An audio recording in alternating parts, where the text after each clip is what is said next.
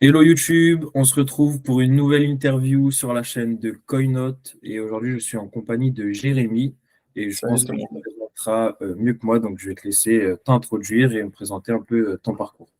Ouais, merci Johan, merci Connote, et salut tout le monde. Moi je m'appelle Jérémy. Et en fait aujourd'hui je suis le manager blockchain et Web3 au sein de Deloitte.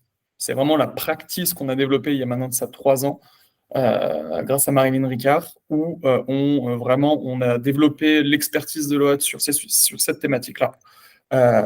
Et notamment pour accompagner nos clients qui se développaient de plus en plus dans cet écosystème. On l'a entendu hein, pendant le bull run, le dernier bull run, il y avait des LVMH qui se sont lancés, il y a du Carrefour, etc., etc. Bah, ça, c'est nos clients de base. Et du coup, il fallait qu'on les accompagne, qu'on évolue. Et c'est pour ça que notre practice un peu s'est développée. Ça fait maintenant 3 ans que je suis dans la team, qu'on est 5 en full-time dessus, réellement.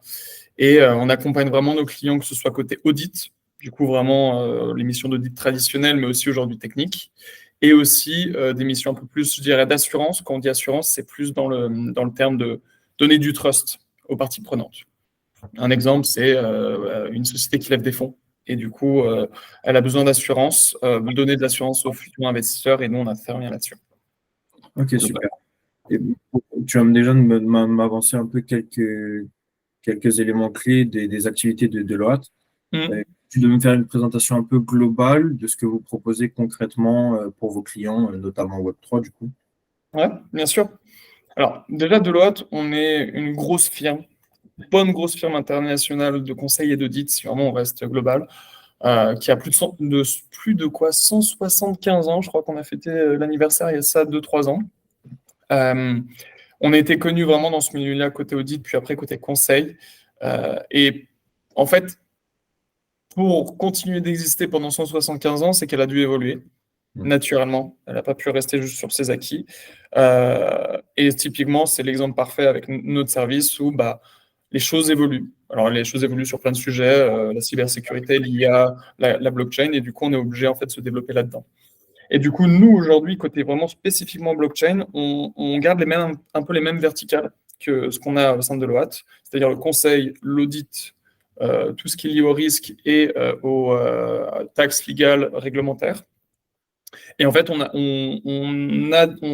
adapte ces différentes practices pour justement les particularités blockchain. Le conseil, bien sûr, ça peut être de l'accompagnement type. On voyait à une époque, notamment beaucoup de personnes qui voulaient se lancer dans le Web3, mais ne pas savoir comment on arrivait à les aider à définir bien correctement leur stratégie et à les accompagner. Plus côté audit, c'est ce que je te disais tout à l'heure sur faire des missions d'audit techniques ou financiers ou fonctionnelles, et aussi de faire des missions d'assurance, de donner de l'assurance. Je ne sais pas, revoir une blockchain privée qui est en train d'être développée pour donner de l'assurance envers la qualité de cette blockchain. Et bien évidemment, il y a le côté taxe légal. Je pense notamment aux enregistrements et agréments SAN et toutes les particularités autour de ça, globalement. Ok, super intéressant. Oui, donc ça couvre un très large panel, en tout cas pour accompagner les entreprises dans des meilleures façons qui sont, en tout cas, les aider à se développer. Et du coup, concrètement, toi, ton rôle en tant que manager blockchain et Web3, en quoi ça consiste concrètement sur le terrain, enfin, sur, les clients? Oui, bien sûr. Bah, ce rôle, en fait, globalement, si on reste globalement, euh, j'aide au développement de la practice, de cette nouvelle practice. Comme je te disais, j'ai intégré en fait l'équipe il y a de ça 3 ans, quand Marilyn Ricard, l'associée en charge de la team, est arrivée pour développer justement cette practice-là. Euh, et en fait, il y a 3 ans, il n'y avait rien. On était peu. Il n'y avait pas de process, il n'y avait pas de méthodologie de travail, il n'y avait pas de mission définie clé, etc. Et pourtant, on commençait à voir, c'était encore un peu avant, que nos clients commençaient à se lancer dedans. Du coup, il y avait tout à créer. Et en fait, il y a vraiment ce développement de cette nouvelle practice et de continuer justement de la faire évoluer. Aujourd'hui, il y a de nouvelles problématiques qui arrivent. Il y a les problématiques, par exemple, on pourrait penser, je pense qu'on va en reparler plus tard, mais il y a Mika qui arrive. Dans moins de 18 mois, ça doit être mis en place. Bon, les entreprises doivent s'adapter. Comment elles le font? Et comment nous, on s'adapte pour les aider au mieux pour qu'ils puissent gérer et continuer de réaliser leurs activités. Mais il y a le terme manager dedans, et du coup, bien évidemment, c'est-à-dire qu'il y a aussi une équipe, on est 5 au total, et du coup, c'est aussi arriver à gérer, à fédérer tout le monde pour que, bah, entre guillemets, tout le monde aussi s'épanouisse, on est tous un peu des passionnés de cet écosystème pour être dedans aujourd'hui, et que chacun puisse continuer d'apprendre les choses qu'il aime, et justement, se sentir épanoui, quoi.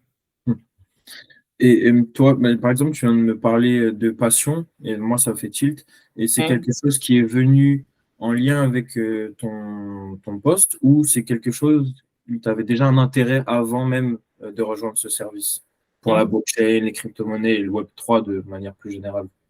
Oui, bien sûr. C'est intéressant, effectivement, parce que je pense qu'on est tous un peu, pour beaucoup, on est un peu tous tombés dedans, quoi. Pour ma part, en fait, pour un peu plus de background, aujourd'hui, j'ai un diplôme d'expertise comptable et de commissariat aux comptes. Et pour l'avoir, j'ai écrit justement un mémoire sur le sujet de la blockchain. Je pense que j'y reviendrai après. Et lorsque on va dire, j'ai fait mon master en alternance pour obtenir mon master, je l'ai fait en alternance au sein de Deloitte. Et j'ai commencé côté audit et côté auditeur pour toutes les institutions financières, hedge funds, etc. En fait, de base, le milieu financier m'intéressait personnellement. Je te parle de ça parce qu'on est en 2016-2017. 2017, on est dans un certain bull run. C'est le premier bull run que j'ai connu. Et bien évidemment, j'en entends parler. Je regarde et je trouve ça intéressant. C'est là où j'apprends réellement ce qu'est la blockchain. Mais en même temps, je me dis, je vois pas qu'est-ce que je peux faire aujourd'hui avec. Du coup, je m'y intéresse pas plus que ça. Je me rappelle, il y a des gens aujourd'hui dans l'écosystème qui travaillent dans des startups Web3 qui, je me rappelle, on était au fond de la classe à faire des KYC pour pouvoir acheter des cryptos sans trop comprendre à l'époque. Tu vois, genre je pense qu'on l'a tous connu un peu cette phase-là. Mais je l'ai laissé de côté, je l'ai gardé dans un coin pour de temps en temps regarder et voir si les choses bougeaient. Et puis est arrivé les années fin 2019, 2020, où je vois que ça bouge. Financièrement parlant, on parle là d'une valeur, tu vois. On parle pas encore du bull run, mais en tout cas, ça commence à bouger. Et je me dis, mais pourquoi on est à 15 000 $, ça veut dire qu'on est presque au plus haut d'avant, et personne n'en parle. Je trouve ça bizarre. Et là, je recreuse. Et là, je découvre un écosystème qui, justement, fait écho avec mon métier. Et c'est pour ça que je te présentais tout ça. C'est la finance décentralisée. Et ça a été mon premier vraiment le premier doigt que j'ai mis dans cet écosystème et qui, après, a fait que je suis plus sorti. Parce que là, ça faisait vraiment écho de me dire, OK, ça, c'est réellement disruptif par rapport à ce que je vois au quotidien.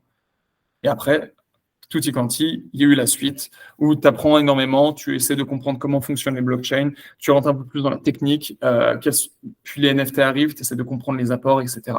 Du coup, c'était vraiment personnel au début, en fait. Et est arrivée, en fait, Marilyn, qui, du coup, a été embauchée il y a de ça 3 ans pour vraiment développer cette practice. Et du coup, nos chemins se sont croisés. Et ça tombait bien parce qu'elle avait aussi besoin de quelqu'un d'expert qui aussi a une appétence d'audit pour justement développer. Je t'ai dit, au début, il n'y avait rien, il fallait tout développer, même les process en interne, aider au développement, aux méthodologies et tout. Ça tombait bien, je devais écrire un mémoire pour obtenir mon bac+8. Et du coup, j'ai rédigé justement mon mémoire sur l'audit, réaliser une mission d'audit dès lors qu'il y a des transactions blockchain chez un client. Et tout ça m'a permis d'aider au développement d'une méthodologie et qui a permis aussi d'aider au développement justement au sein de Deloitte là-dessus. Et c'est là où vraiment tout s'est mergé. En fait, au début, c'était du perso et à partir de ça, ça a permis qu'on croise le pro et le perso pour aujourd'hui être 100% Web3. Quoi. Oui. Ouais, c'est vrai que souvent, j'ai remarqué que c'était un schéma qui se répétait assez souvent. C'est qu'on part d'une passion un peu ou d'un intérêt particulier et au final, plus le temps passe et plus ça en devient un métier un peu à plein temps ou ça en devient carrément sa vie de manière générale. Exactement. Pour beaucoup de monde. Tu sais, je commence à voir, alors c'est encore assez rare, mais des gens qui commencent à avoir des masters en blockchain et qui du coup après se font embaucher dans l'écosystème. Mais c'est encore assez rare. On est encore beaucoup dans le pattern c'est d'abord une passion, on tombe dedans et on arrive après à avoir un métier là-dedans. En tout cas, super pour cette introduction. Donc, on a vraiment un point de vue global sur les activités et sur toi, ce que tu exerces au sein de Deloitte. J'aimerais qu'on approfondisse un peu, du coup, techniquement et en France, concrètement, quels sont les objectifs, quels sont les enjeux, euh, quelles sont aujourd'hui les implications juridiques et d'audit, pardon, liées à l'utilisation du Web3 en France. Pour une entreprise Web3, quelles sont les implications? Hmm.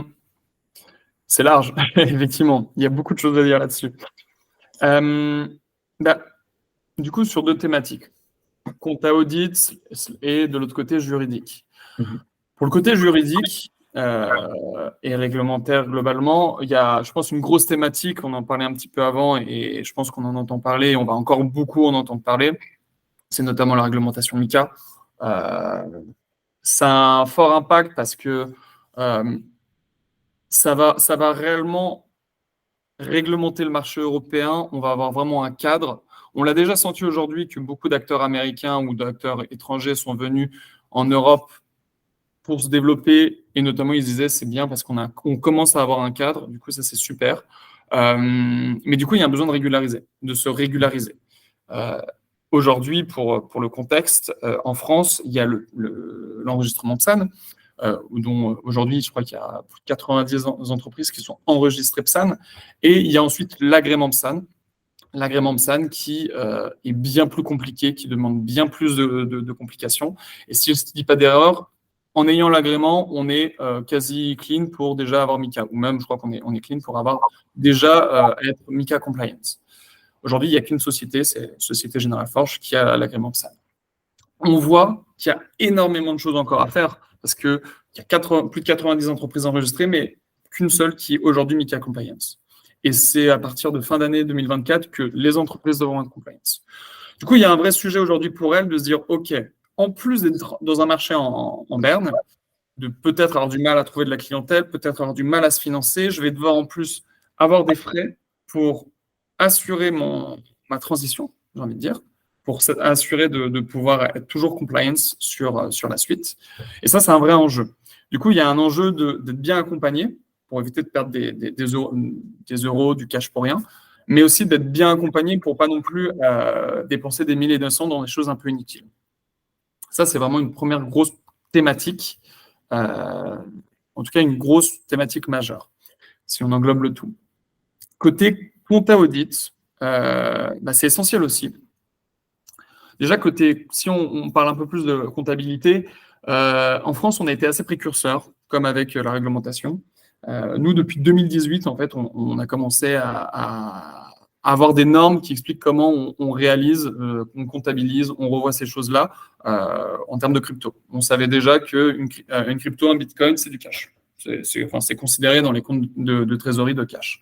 Voilà. On était assez précurseurs là-dessus parce que les normes internationales, qu'on appelle les normes IFRS, à l'époque en tout cas, ne s'étaient pas prononcées pour éviter de les classer quelque part. Du coup, on a été assez précurseurs, on a continué d'évoluer, notamment avec l'arrivée des statuts PSAN, on a réadapté un peu la réglementation comptable, etc. Du coup, ça c'est très bien, mais aussi on voit qu'en fait, on doit continuer d'évoluer. On est toujours dans ce scénario, je pense qu'on le voit dans beaucoup de choses, d'une technologie qui avance très rapidement, qui évolue, et derrière une réglementation ou des normes qui doivent essayer de suivre derrière. Et aujourd'hui, par exemple, il y a un truc tout simple, c'est qu'il y a des gros enjeux en termes de comptabilisation pour toutes les activités en DeFi, du lending, du stacking, etc. C'est pas encore écrit dans le marbre, sur du papier.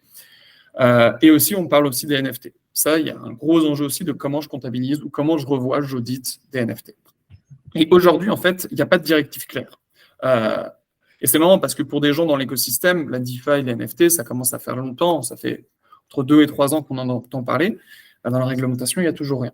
Et c'est là où il faut continuer d'évoluer, en tout cas sur ces deux thématiques, même juridiques, réglementaires et compta audit. Parce que même MiCA aujourd'hui ne sera pas applicable, si je suis correct, sur tout ce qui est NFT et DeFi, par exemple.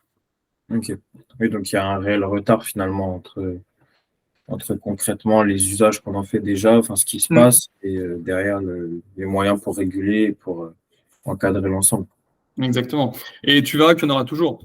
Enfin, Peut-être, dans le sens où quand on aura enfin un cadre clair pour la NFT et la DeFi, bah, si ça se trouve, on parlera d'autre chose, d'identité numérique, de Soulbound Token, etc., etc.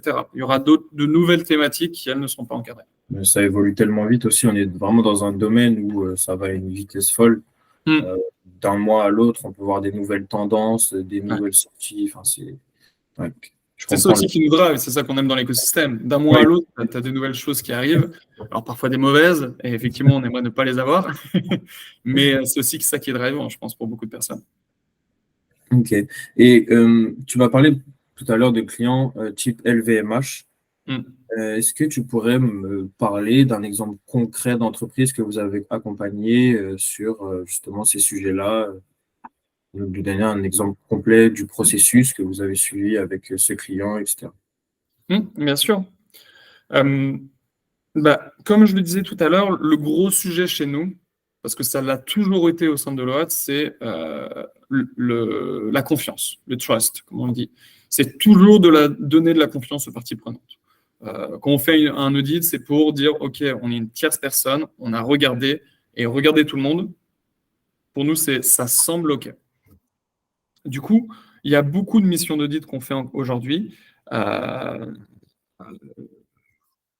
Si je rentre un peu plus dans le détail, c'est vraiment de l'accompagnement. En fait, sur ces missions d'audit, on est, que ce soit un LVMH ou tout autre client qu'on a chez nous, je pense à Atari, SG Forge, etc. On est en fait, nous, ces experts blockchain qui intervenons réellement typiquement sur les opérations blockchain. On est les experts pour les équipes d'audit. Les équipes d'audit aujourd'hui peuvent avoir une connaissance de la blockchain, de la technologie, mais ne savent pas exactement quels sont les risques qui incombent à cette technologie, quels sont les risques techniques, les risques de fraude, etc., liés à tout cela. Et c'est là où nous, on intervient pour identifier ces risques d'abord. C'est vraiment une mission un peu d'audit classique où d'abord, on essaie de comprendre le client, l'activité, et notamment côté blockchain et Web3, qu'est-ce que vous faites? Vous avez émis un token, vous avez émis une collection de NFT artistiques, etc., etc. Pour quel enjeu? Quels sont les outils que vous utilisez? Quelle est la gouvernance mise en place? Comment vous gérez votre clé privée et vos wallets? Est-ce que c'est un wallet un cold wallet ou un hot wallet, etc., etc. Il y a plein de questions à se poser et pour avoir une vision d'ensemble et se dire, OK, il y a des risques là, il y a des risques là, il y a des risques là. Et c'est en fonction de ces risques qu'on va justement définir nos travaux derrière. Et ensuite, on intervient. C'est nous qui avons des outils justement développés au niveau de Deloitte Monde qui nous permettent justement de réaliser l'audit justement directement en récupérant les opérations, par exemple, on-chain, et justement de réaliser nos travaux d'audit, je dirais, traditionnels pour couvrir ces risques et pour ensuite donner aux équipes d'audit, dire, OK, au regard de ce qu'on a vu, au regard de nos diligences, enfin de nos travaux, on a une assurance confortable sur ces opérations blockchain. Ça, c'est vraiment globalement le processus d'audit assez traditionnel. Aujourd'hui aussi, pour passer au-delà et pas parler que d'audit, une mission un peu plus d'assurance, mais hors audit, aujourd'hui, on est celui qui revoit la preuve de réserve du jeton émis par Lug, la filiale de Casino. Voilà, on est aujourd'hui celle qui va garantir, qui va émettre mensuellement un rapport pour dire, voilà, on sait que le jeton aujourd'hui a les réserves suffisantes pour tenir. Aujourd'hui, on est aussi en interne en train de se développer énormément parce que Mika va demander beaucoup de choses là-dessus. Et aujourd'hui, on est sur la blockchain, on est sur l'instantanéité ou quasi-instantanéité. On sait qu'aujourd'hui, il y a un besoin réel et sérieux d'avoir cette information en continu. Et on travaille beaucoup là-dessus en ce moment, justement. C'est très clair. Et de manière plus globale, j'aimerais terminer cette deuxième partie approfondissement par une question plus générale sur l'entreprise. Deloitte, aujourd'hui, c'est une puissante image de marque qui est connue à l'international. Notamment, tu m'as dit que ça faisait 175 ans que vous exerciez. Comment t'expliques cette forte image perçue, notamment par les clients, ou quand je vois l'entreprise quelque part sur un rapport, sur quelque chose, je sais directement que c'est fiable et qu'il y a derrière, il y a vraiment une analyse, il y a quelque chose de concret. Ouais. C'est vrai que ça, c'est notre valeur. Si on perd ça, on perd notre business model. C'est ce qui s'est passé avec l'affaire Anderson, l'affaire Enron dans les débuts des années 2000.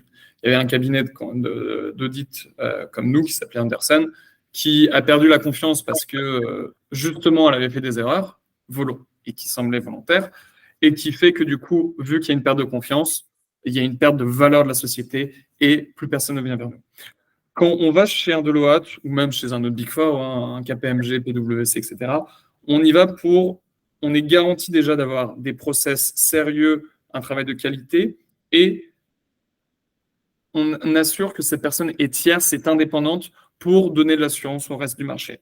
Et du coup, ça passe par des process. Ça passe par des process qui parfois sont un peu contraignants. Aujourd'hui, on veut intégrer un client, on veut intégrer un partenaire, on est obligé, par exemple, de mettre en place, on a des procédures en interne pour s'assurer qu'on est indépendant. Si demain, je veux contractualiser ou je veux réaliser un partenariat stratégique avec une société et que je découvre que dans cette société, il y a le fils de quelqu'un haut placé au sein de Deloitte, on ne peut pas on ne peut pas réaliser quelque chose parce qu'on perd notre indépendance naturelle. Voilà, ça, c'est déjà quelque chose de fort. Au-delà de ça, on met aussi en place des process. Il y a des gens en interne qui sont là pour ça, pour justement, et je t'en parlais tout à l'heure avec les process d'audit, notamment blockchain, où on met en place une procédure carrée, solide, et qui va au-delà des recommandations, on va dire des recommandations demandées par le régulateur ou par les instances, qui fait que du coup, il y a plus de travail, mais un travail qui est davantage de qualité et qui du coup est perçu par le client derrière. C'est là où du coup, on voit vraiment la puissance d'une marque. Et en plus de ça, on ne le fait pas depuis 5-10 ans. On le fait depuis, et c'est sûr que c'est un gros enjeu, on le fait depuis 175 ans, comme on le disait. Quand tu sais qu'il y a une société qui est là depuis 175 ans et qui est connue pour sa confiance, même si tu la connais pas, naturellement, ton cerveau va se dire, OK, je peux peut-être quand même, j'aurais plus confiance en elle que peut-être une autre. Du coup, ça, c'est une vraie force. Mais c'est aussi en réalité un challenge pour nous parce que on est une grosse firme qui est connue pour justement l'audit et tout ce qui est accompagnement, conseil financier. Alors quand je dis conseil financier, c'est pas en investissement, mais c'est dans les opérations financières. M&A, je parlais d'audit financier, mais vraiment toute restructuration en interne des fonctions, des différentes fonctions au sein d'un groupe, etc., etc. On est connu là-dessus et on n'est pas nécessairement connu côté tech. Et ça, c'est un vrai challenge chez nous, justement. En fait, on est obligé d'essayer de sortir de notre zone de confort et justement d'étendre un peu notre spectre sur de nouvelles thématiques, notamment la tech. Et il y a notamment une thématique que nous, on voyait en interne, c'était, il y a de ça quelques années, on commençait à parler de cybersécurité, on s'était développé notre expertise là-dedans. À une époque, on ne connaissait pas Deloitte là-dedans. Et c'est vrai que ce n'était pas non plus le premier truc quand on pense. Mais aujourd'hui, on a énormément d'enjeux. Nos clients aujourd'hui nous connaissent aussi pour notre fiabilité en termes de cybersécurité et viennent nous voir là-dessus. Et aujourd'hui, c'est la même chose en blockchain. On a commencé à développer il y a 3 ans. Et aujourd'hui, on entend trop souvent lors d'événements ah tiens, je ne savais pas que Deloitte était également dans la blockchain. Tu vois. Et on l'entend encore trop souvent et on se base justement là-dessus pour faire comprendre qu'aujourd'hui, Deloitte, c'est aussi un acteur de confiance dans la tech et dans la blockchain. Quoi. Ok, très bien. Et justement, pour parler de ces évolutions, tu m'as parlé de Mika, notamment qui arrive prochainement. Toi, personnellement, en tant que manager manager Web3 chez Deloitte, comment tu vois ces évolutions futures de l'audit lié au Web3? Est-ce que ce sera, je sais pas plus facile, mais en tout cas plus régulé dans la logique, oui, avec l'arrivée de Mika? Tu vois, par exemple, si on doit se projeter sur 5-10 ans, est-ce qu'il y aura toujours les mêmes enjeux? On sait que ça avance très vite dans ce domaine-là, donc on revient un peu à ce qu'on a dit avant. Oui, effectivement. C'est un peu ce qu'on disait avant, mais même pour compléter, il y a le côté MiCA pour la réglementation plus globale, pour les sociétés qui évoluent dans cet écosystème Web3, mais il y a aussi le métier de l'audit et de la comptabilité qui doit aussi évoluer. Je disais aussi qu'on avait pas mal évolué et qu'il manquait encore des choses, côté notamment DeFi et NFT, mais dans le métier de l'audit, je vois encore trop pas assez de formation, de choses qui permettent que aujourd'hui un auditeur pourrais apprendre davantage qu'est-ce que la technologie, mais aussi qu'est-ce que ça implique dans ma mission, quelles sont les choses que je dois faire du coup, et quel sera mon résultat final, entre guillemets. Il manque encore un peu ça, je trouve. En tout cas, j'ai eu du mal à le trouver. C'est pour ça aussi que j'ai fait mon mémoire, moi, là-dessus, pour justement que ce soit un peu un guide pratique pour ces différentes... pour que n'importe quel auditeur puisse descendre mon mémoire et puisse réaliser une mission d'audit liée à ces opérations. Mais il manque réellement ça encore, c'est... Il ne faut pas oublier qu'on est quand même encore un marché de niche. On est quand même une technologie de niche, même si tout le monde connaît... Enfin, pas tout le monde, en réalité, ne connaît encore le terme blockchain. Ce n'est pas quelque chose qui est si mainstream que ça. On l'oublie souvent parce qu'on échange avec des gens de l'écosystème, on bosse dedans presque quasi 24 heures sur 24. Du coup, on croit que c'est un acquis, mais en fait, pas du tout. Des gens autour n'y connaissent pas. Et du coup, le temps que ça devienne de plus en plus mainstream, il y a justement à imbriquer tout ce monde et à mettre un cadre logique pour que tout le monde puisse l'utiliser convenablement et travailler avec cette technologie ou travailler pour auditer cette technologie, etc. Et de par ce cadre logique, justement, enfin, qui pourrait être amené à être mis en place en France, est-ce qu'on pourrait aussi rendre la France plus attractive, selon toi, sur les années à venir? Parce que tout à l'heure, tu m'as parlé notamment des États-Unis qui étaient intéressés par l'Europe, par le cadre européen. Est-ce qu'on pourrait espérer une arrivée massive de projets étrangers en France?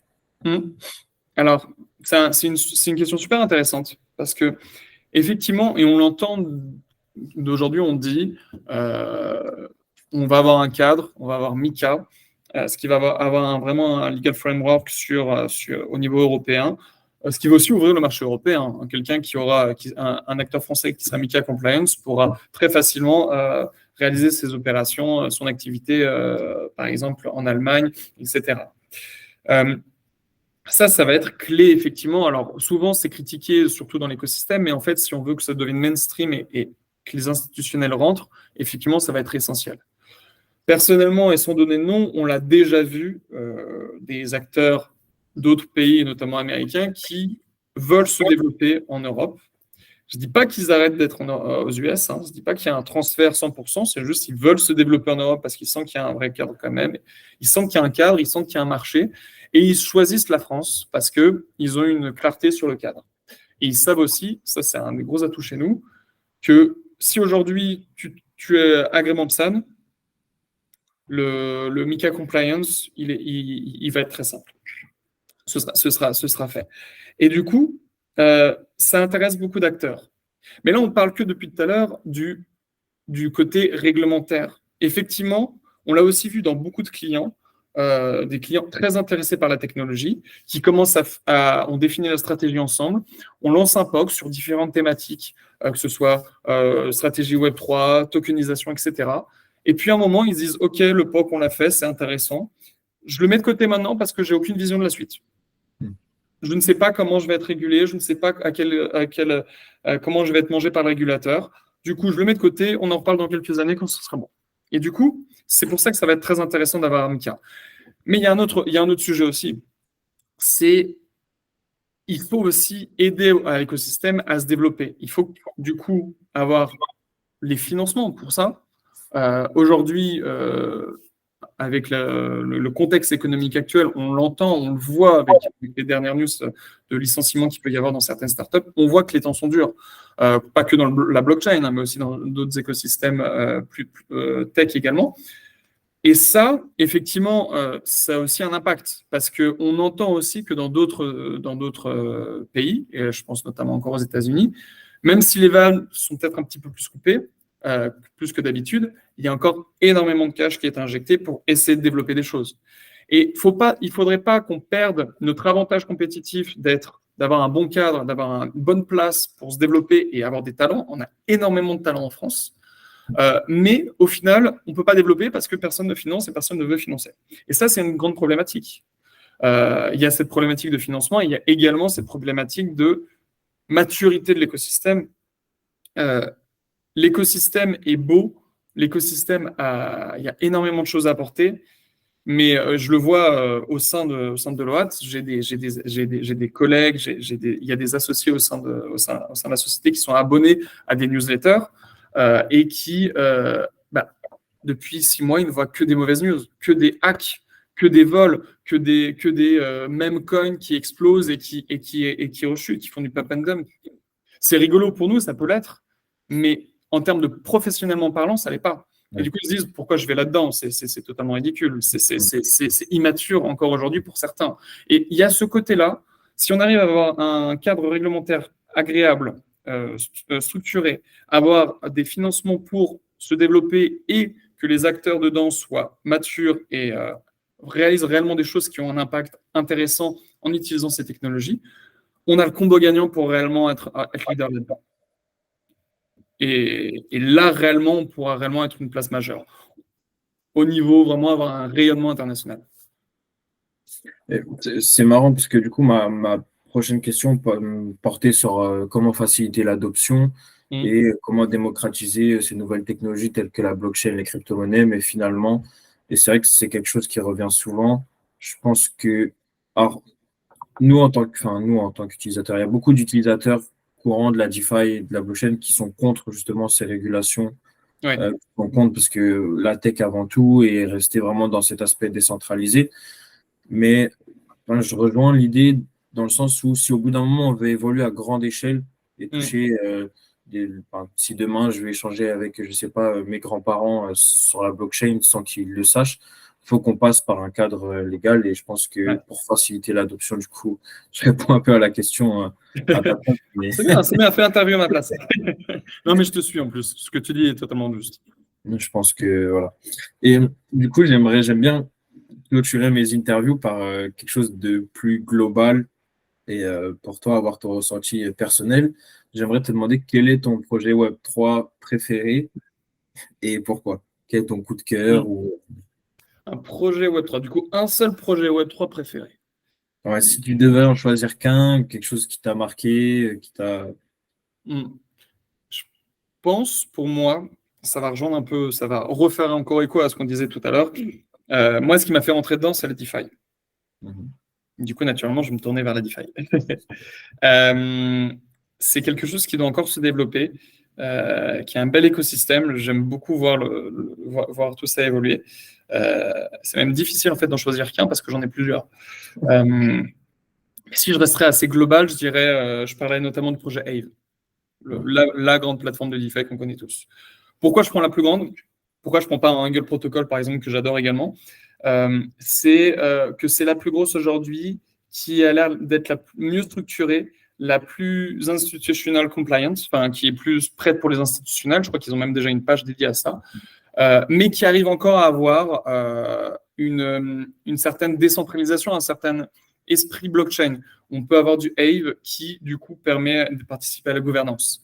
On peut réaliser des opérations financières, soit en du lending ou du borrowing, et de façon assez fluente et cohérente, pas avec des 120% de reward parce que je t'envoie du token qui aujourd'hui vaut quelque chose, mais que tout le monde dump petit à petit. Voilà, non, c'est quelque chose de cohérent et quelque chose qui, là, pourra réellement avoir à l'avenir un impact et pourra être une porte d'entrée pour les institutionnels vers la DeFi, justement. C'est vraiment, je le vois comme ça. À l'avenir, être la porte d'entrée pour les grosses boîtes. Entièrement d'accord. Ouais, super. Merci beaucoup, Jérémy, pour cette interview. C'était un vrai plaisir d'échanger sur ces sujets qui sont très importants, surtout en ce moment. Plaisir partagé, en tout cas, Yoann. C'était vraiment super d'échanger. Avec plaisir et on se retrouve très prochainement pour une autre vidéo. Merci YouTube, merci Jérémy. Salut.